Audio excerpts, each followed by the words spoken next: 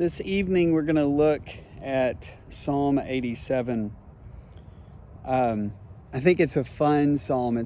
I had a professor in seminary say that the Psalms of the sons of Korah were the most artistic psalms in the Bible. That the sons of Korah, if you remember that situation in the book of Numbers, Korah led a rebellion in the wilderness, and the earth swallowed him up, and kind of his whole family. So you're wondering who the sons of Korah are. Anyway, that's kind of details, I guess. Anyway, it obviously didn't get everybody, but the sons of Korah end up being some of the hymn writers or songwriters, psalm writers in the Bible, and they're fantastic. A lot of the Be Still psalms are theirs, kind of the Why Are You Downcast, O My Soul? Psalm 88 with the one after this one is the one, really the darkest psalm in the Bible, or some say it is. I don't think it is. I have my own take on what's the darkest psalm in the Bible, but really, really interesting, intricate, complex psalms. But this is one of their short ones. It's one of their simple ones. It's one of their famous Zion hymns. Or Zion psalms. They wrote a lot about Zion. And so I love this one, Psalm 87, because this one really, it talks about pride, just a joy, that we belong to God. I mean, that's the way that obviously we're going to take it kind of in the New Testament church era. But there's this pride and this joy in this psalm, just kind of looking at the rest of the world, saying, look at me, I belong to the city of God. And, reputation was a big deal, especially these psalms kind of are around the time of the exile, probably. I think of them as being that. And in the book of Jeremiah, you have a whole lot of just discussion about what are the nations going to think if our God leaves us in exile. And then God saying, look, I don't want the world to think that I'm a nothing God, so I'm going to send you into exile. The reputation of the city of God and the reputation of God and his people are kind of all mixed together. And in this, we just have the joy of belonging to that city. And this, of course, gets fulfilled.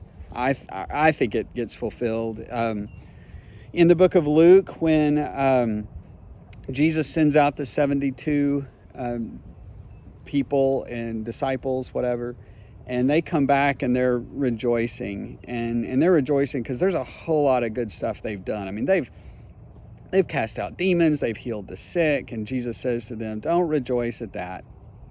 Don't rejoice that the demons obey you. Rejoice that your name is written in the book of life. Now, that's always like a crazy challenge to me, because if demons obeyed my voice, that would be amazing. And yet, I mean, to my knowledge, I've not had any demons obey me, but I have had my name written in the book of life. And Jesus just flat says, hey, it's actually better to have your name written in the book of life. And this psalm just kind of basks in that. It's just, I've said plenty already, but that the Psalms are childlike to me. And this is just the psalm of somebody that is just really proud of being from Zion and being and belonging to God. So before I read it, as always, Psalm 131 puts me in my place as a child in order for me to receive the right kind of pride, right? The right kind of joy. I mean, if I'm out solving all my problems, if I'm out kind of pushing my agenda, then that's where my pride is going to come. Psalm 131 sets me in my place because it says, "O Lord, my heart is not lifted up, my eyes are not raised too high, and I do not concern myself with things that are too great or too marvelous for me. But I have calmed and I have quieted my soul like a weaned child with its mother, is my soul within me. We are but children that belong to a very sacred place. Hear the word of the Lord from Psalm 87.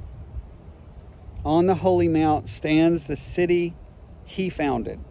The Lord loves the gates of Zion more than all the dwelling places of Jacob. Glorious things of you are spoken, O city of God.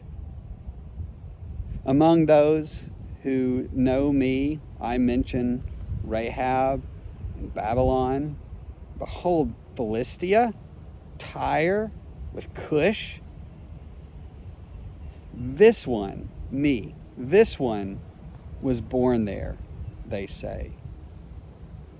And of Zion it shall be said, this one and that one were born in her.